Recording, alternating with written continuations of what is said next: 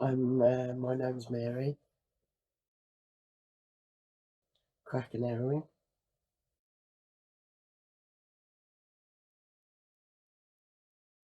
Um, well, I met somebody in London and I had a baby with him, and he was born. 6 weeks after he was born, I was at work and he shook the baby to death, killed him. Um, After that, I went off the rails, um, and I just got to start getting addicted.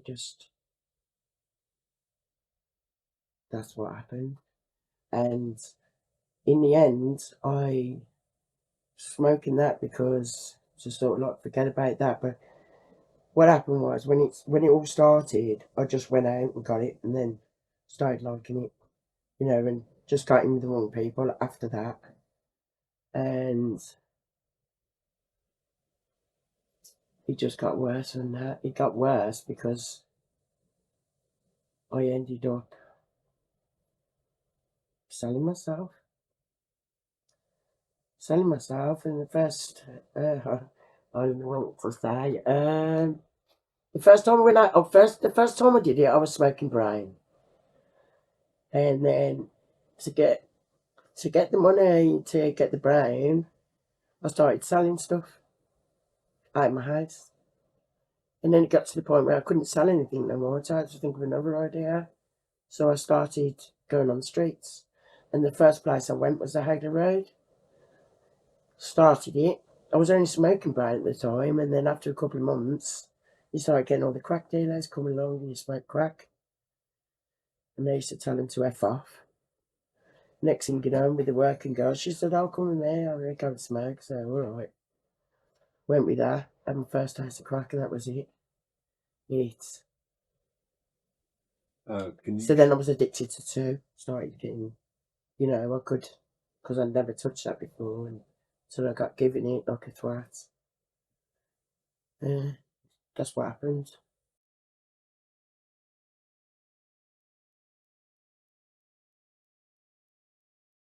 My kids, my children, um, when all this happened, they went to live with the dad. Um, that happened, and I was in and out of prison for like 10 years. Uh, but really, I can say that now, but at the time, I wasn't thinking about anybody but myself. Because if I had that strength then, I could have thought about my kids, but I never. Because I didn't have any. Because it took control of me. So that life I was in, I just had the need to get it all the time. Because that's what I like doing. And I didn't have any feelings for anybody else but myself. Right? And I regret all of that now that I'm clean. And I wish that I could turn back time, but I can't. Uh, and in the end, my family as well. My dad come looking for me lots of times, brought me back. I'll try and get off it. I tried, but I wasn't ready. I wasn't ready because I always said I wasn't ready. It's going to be my last bag. It's going to be my last stone. I ain't going to do it again. But I did. And that just kept happening. And in the end, I was living with a working girl because we was both doing the working girls from the house. And it come to the point where my dad rang me and pretended to be a punter because no one had seen me for years because I hid from everyone doing my thing. And I found out it was my dad. And at that time, the girl who was living with me, she was pregnant by somebody she didn't know. So my dad says to me, "You come into my house." So I went with him again. After 2 weeks, I done one week. I relapsed after 2 weeks. I done really well because I was on the methadone. Um, and then it come to a time where she was ready to have the baby, right? And this is what got me. She was in the hospital having the baby, and had to give up the flat because I knew I was getting stronger. So I had to get the keys off her. And I knew at that time I had to stop everything. I had to get rid of all the phone numbers I knew, or everything that I knew, all about everything, I got rid of. So I had to get rid of all the people. That was including everybody, even the girl that was living with me, because she had nowhere to go. Because my house was being used for everybody was in there, drugs, pimps, dealers, a lot. Sometimes I'd come back and the house would be full of people doing it. Anyway, I went to my dad's. She was in hospital having the baby, and I knew what had to be done. I knew that I was ready. So I went up to the hospital to get a keys. I was like, I hand my flat in. I'm going to go and live with my dad for a bit. And I went up there and they took the baby off her. I went up to see the baby and she came out the phone and it upset me. So, and then the worst thing about it was she had nowhere to go. So I had to take the keys and say, I'm really sorry. Well, I can't have nothing to do with you anymore and you can't come back to my flat. So from there, I went back to my dad's, started getting stronger. Uh, that's how I've done it. And I started booking myself into treatment centres because I was already doing the methadone at the time. And when I was going up there, all the woman kept doing was, how are you today? 1 to 6, 1 to 10. Oh, I took a box. So I started getting annoyed with her because I thought these questions that you're doing in a drug rehabilitation are doing nothing for me, right? So in the end, I started getting annoyed and thinking about it. She was irritating me. So I was like, I'm ready to tick a box for you. What's the appointment for to tick a box? Are you here to help me or tick a box? So eventually, in the end, I helped myself. I thought I ain't doing this. So what I did, I started coming down off the meds every 5 mil, every couple of weeks, coming down and down and down until I literally had a bag full of it. I got down to 5 mil. I went up to my appointment and I said, that was when I was clean. I got off it. That's what I meant in. And he helped me with because I was thinking it down. I was on 5 mil when I met him. Because I thought to myself, I'm never going to meet anybody, be interested in the man because of what I was doing. I'm never going to find anybody. And I'm not looking for anybody. So when I was on the nothing, after, emptying myself of everything, I, uh, I went up there and I said, I'm clean. She went, what? I went, yeah, and I told her. I said, you helped me because I was getting annoyed of what you was doing. Well, what's the point in this? If I feel like this and that, I'm going to tell her. There's no point. What is the point? I can sit there and tick boxes. You're not guiding me in any other way but ticking a box. So then she rang me up about 3 months later and she said, oh, I'm just checking up on you. I said, yeah, I'm clean now. Uh, so I'm at my dad's and I'm doing my best. And then my dad comes along, put a laptop on me. And back then, I don't think there was any Facebook or anything. You just search the internet. Oh, there was Facebook. So I was playing silly games like Fishland and Zoo World and keeping my mind occupied. And then after I started doing that, I started laughing again. Because when I was doing that, I wasn't laughing. I wasn't. I was seeing the world again. When I was on that, I didn't see the world. I hadn't seen myself for a long time. So I started enjoying being clean and me again. There's doors knocking.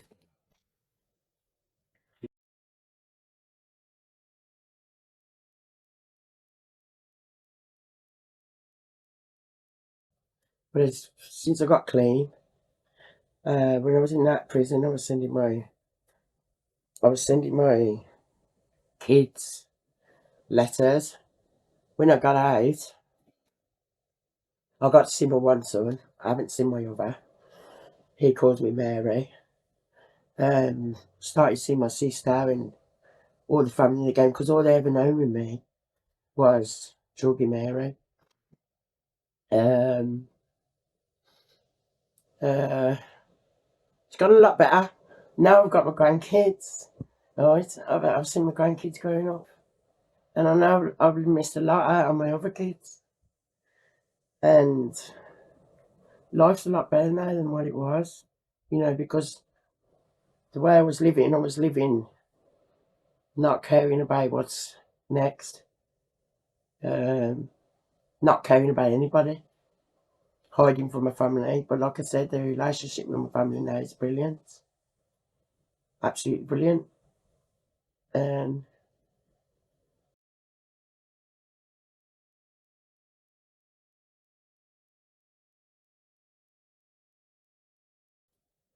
that was one turning point with her in the hospital. That literally made me physically sick, because I had to leave her in that state after having a baby. Took off her. So because of that gave me this sort of like bit of a fuck this. It's just what I got to go through all the time. Not very nice. And having to leave her stranded, but I had to think about myself, because if I didn't do that day, then I wouldn't be here now. I'd be dead.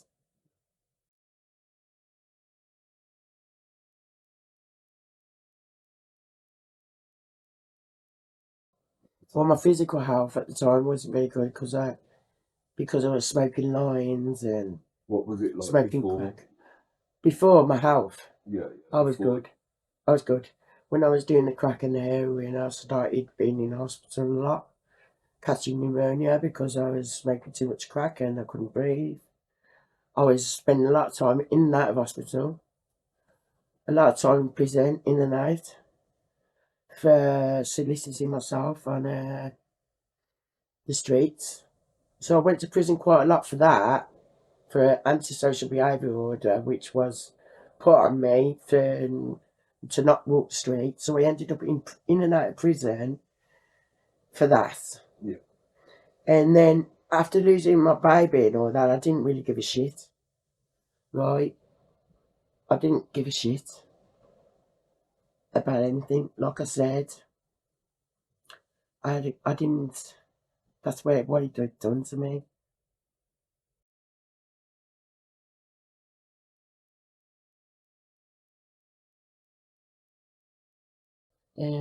Like I said at the beginning, I was on the meths. The biggest challenge was staying off it, keeping myself busy, which I did, because what happened was I was at my dad's, gave me a laptop, so I started getting interested in it, playing games on Facebook, silly games like Zoo World, you know, just keeping myself occupied, so I did have to think, I wasn't thinking about nothing else, and I started enjoying it. That's what I did.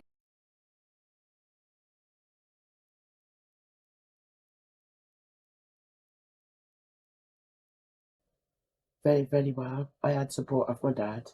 If it wasn't my dad supporting me and helping me, which he done a lot of times but failed, if at that the last time that he come and got me and I went and stayed with him for a couple of weeks, that was the best support that I needed at that time. And that's where I started getting better. I was on meths, obviously, getting my meths. Like getting better, getting stronger.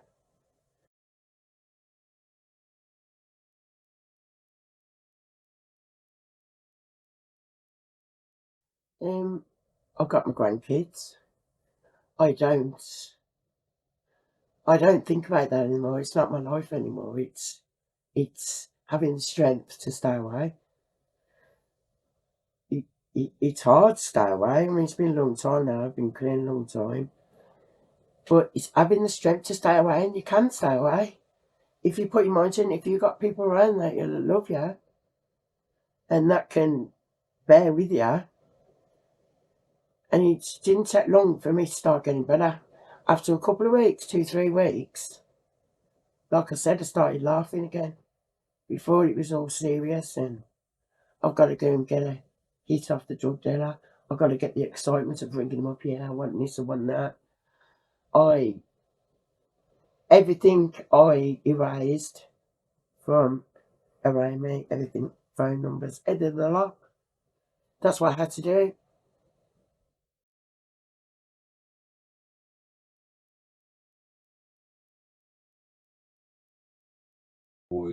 Stay away from them people. Stay away from the junkies.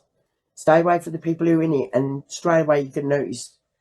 Straight away, I knew.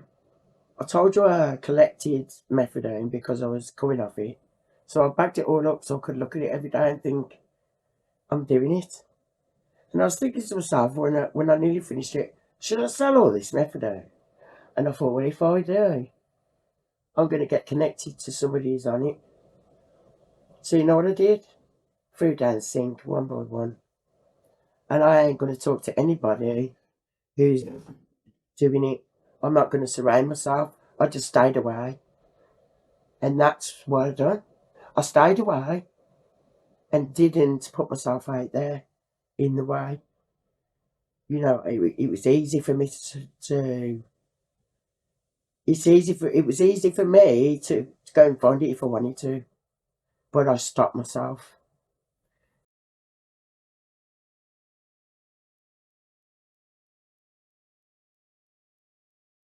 Well, obviously, I was on meds. I got put on meds. I was on anti-psychotics. Yeah. I was on then. I was on sleeping pills. I was that, but the biggest thing was having the love up and down knowing that my dad knew and having something to do. Once I had something else to do, and I trained my mind, you can't do that. You cannot ring that. You cannot go out that door and do what you've been doing. Right, because you know how it's going to end up. You're going to do it, and then you're going to end up back where you was. It's from the first pipe. You're going to go on the streets to get some more, to get another one, and then it's a never-ending story. You just keep going out, keep buying it, coming back, bringing people here, people knocking the door through your letterbox, getting paranoid. I was paranoid. I got paranoid because I knew I could go out there and get it as well. Like I said, right, but I sort of like hid myself, hid, so I could, like I said, the longer I hid, the more strength I got, like that. And yeah, well, after when I was doing the drugs and that, I used to get, you know, when it was all finished, oh no, what am I going to do now? Oh, I've got to go out now and get some more, you know, and just like that.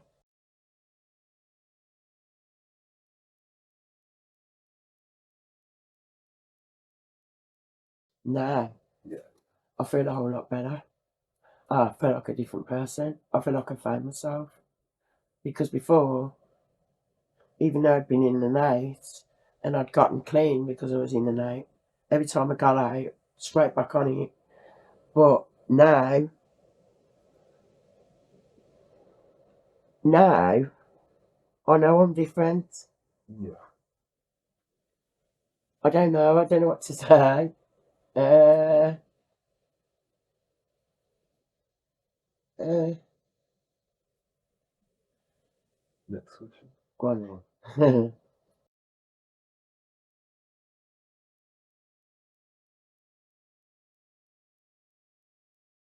My advice would be, if you've got family members that will help, that can help, and find something else to do as soon as you find something else to do, because the drug addicts ain't going to have the money for an iPad or a laptop or anything like that because they're going to sell it. But if you can find something else to do that you get excited of, other than doing that, you can do it. It can be done, right? you find you can do it.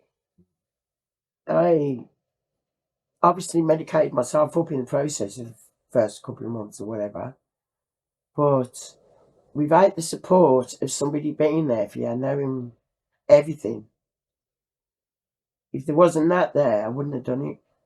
Right, even though my dad has given me support all the time that he used to come looking for me, find me, bring me home, but then I wouldn't be having any of it, I'd go back again and then go missing for years. But I'm a different person now and a lot stronger. And my advice would be find someone who really cares about you, your parents, your family, anybody. Stay put for a couple of weeks, get your meds. You can do it. It can be done. It can be done. You just need strength and willpower. Get rid of all the people who are around you, surrounding you with it. Or these people that come over and say, I'm having a pipe. Have a line with you. Say no. You've got to get away from you have to get them people away from your door as well. So go somewhere new, get rid of everything. Every phone number you can think of, everything. Like I said, hide at your families, whatever. Support off your family. So that's my answer. Find something else. And the internet's powerful because it's done it for me. Silly games, shit, poker, that's what done it. And the longer you're consumed by it, the easier it gets. If that makes sense.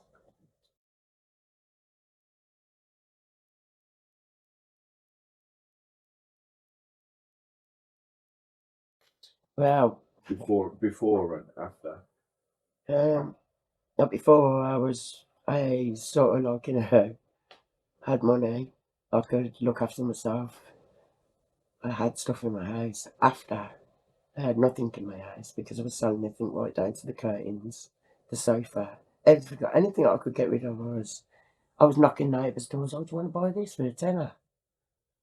It was like that. And then when I really started getting on it, we're doing the streets and that, I ended up the only money, I never had money because every bit of money that I had went on there. So whenever I was getting caught doing the streets, the judge would find me and I'd tell the judge, I've got an addiction, I ain't going to be able to pay for this. So you'll have to send me to prison because you keep finding me. I've got a problem and the problem isn't going away and I'm in and out. And then, like I say, it's been a long road.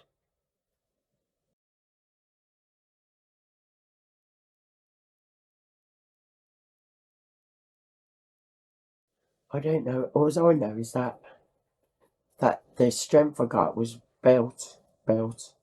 Strength. I was weak, and then I slowly built it. And then all of a sudden, you sort of like wake up. Think bloody hell, I've done it. I gotta stay like this, and that's what I did.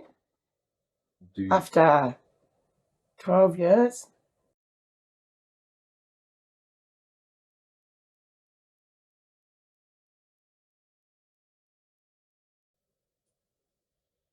Um, with the people that knew me, I don't know them anymore because I don't associate. Uh, but everybody knows about my past, all my family do, and they think it's brilliant. They think it's but there's a few people in my family that are actually in the problem that I was in.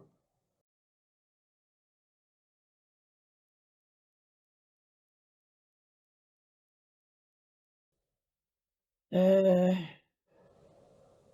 just like when I went and got the keys and I went back to my dad's again. Uh, the first 2 weeks I was at my dad's, did I tell you that I relapsed? I relapsed after the 2 weeks. Yeah. When I went back and got them keys, went and done it, spent all my money. and went back to my dad's. Right? That's what happened. But what was the question again? What was the question?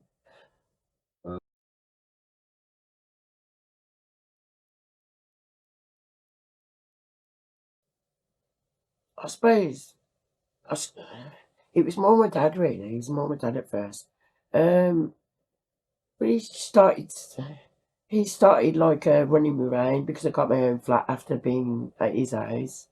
I got my first TV and I was chuffed because I just got one of the top of the range tellies, Yeah. and I was thinking to myself, oh my God, it ain't going to happen. It never did happen. I never relapsed. But I'd never had anything like that, and I was getting excited over having a new place and starting again, and doing the things that I've always wanted to do but got lost, if that makes sense.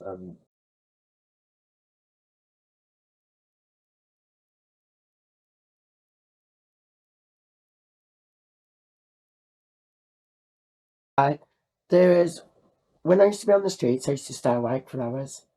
Well, at days, I mean, not hours. I used to stay awake for days. Sometimes I'd be awake 3 to 4 days because I'd be smoking crack. I walked the street one day and I literally fell asleep walking and bumped into a car.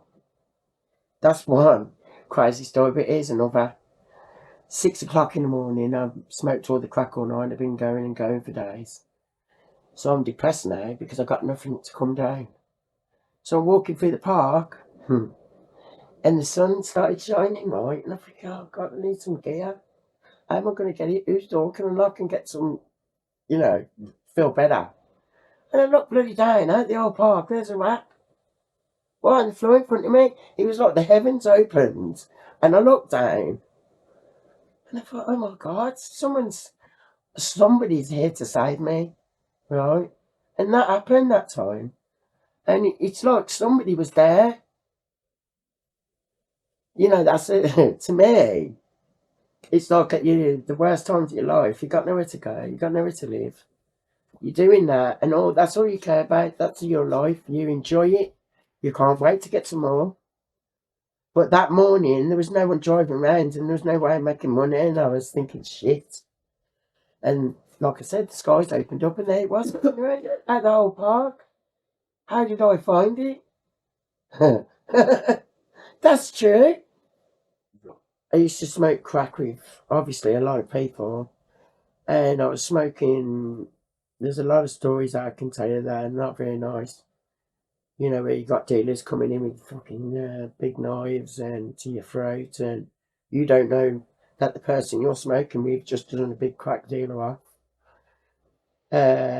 You're ready. You're there. You're the war with me with a big cleaver, getting ready to slice my throat. And I don't know nothing about it. There's a story. Um, gotta get my thinking cap on. There's loads of stories that I can tell you. Oh, when I first went out on the street, there used to be a pimp. I didn't know he was a pimp at first. I didn't know he was a pimp. I just thought he was a friend smoking crack. After a couple of days, he knew what I was doing, so he was driving around so I could go out and do the job. After about a week, this guy started searching for me, right? And following me around everywhere. And he was dangerous, and the one time, I'd been gone an hour, I got back in his car, he got CS gas, started gassing me, right, in the face. So the gas is in my eyes now, because I fell asleep in one of the Pontus car. And because it'd been too long, I got that happen to me. I got rid of him in the end because I had to learn on the streets how to survive on my own, because if I didn't survive on my own, you're going to get controlled by everyone. So that's how I had to learn. And I realised after men were always asking, where's your man?